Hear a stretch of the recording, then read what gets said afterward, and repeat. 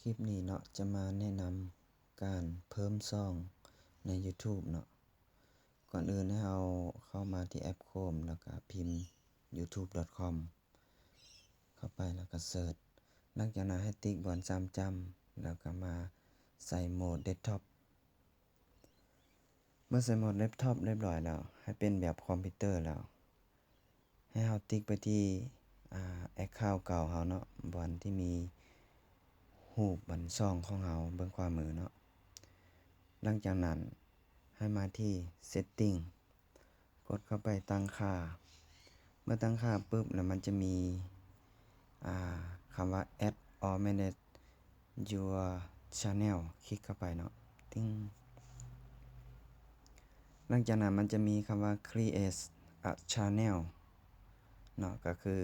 สร้างช่องนั่นแหละกดเข้าไปปุ๊บมันจะเด้งมาหน้านี้เนาะเมื่อมาหน้านี้ปุ๊บเนาะให้เราใส่ช่องใหม่ของเราเข้าไปเนาะช่องใหม่ตัวนี้หมายถึงว่ามันร่วมเดียวกับอีเมลเก่าเนาะ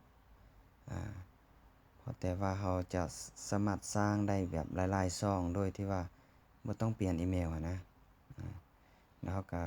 พิมพ์ช่องของเราไปเนาะความรู้ทั่วไปและ AI ช่วยงานเนาะอาจารย์ที่สร้างช่องแบบนี้เนาะหลังจากเราเขียนชื่อช่องตามที่เราต้องการแล้วเนาะแล้วมันจะถ้าว่ามันผ่านเนาะมันก็จะมีติ๊กสีเขียวขึ้นนี่เนาะเมื่อมีติ๊กสีเขียวเข้านี่แสดงว่าช่องของเรานี่ผ่านบ่ซ้ำกับชื่อของไผเนาะหลังจากนั้นให้เราเข้ามาที่ create channel เนาะก็คือสร้างช่องนั่นแหละ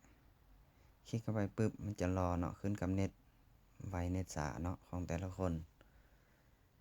หลังจากนั้นมันก็เด้งมาตัวนี้เนาะที่ว่าการสร้างช่องใหม่สำเร็จเนาะตัวนี้ผู้ใดจะแอดรูป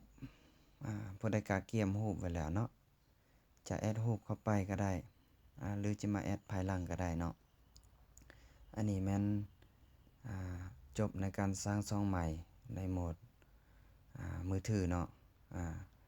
หลังจากนั้นเราก็คลิกที่3จำแล้วก็ไปคลิกโหมดมือถือโหมดเดสก์ท็อปออกเนาะให้เป็นโหมดมือถือเนาะแล้วมาเบิ่งโหมดมือถือมันจะเป็นหน้าตาแบบนี้เนาะ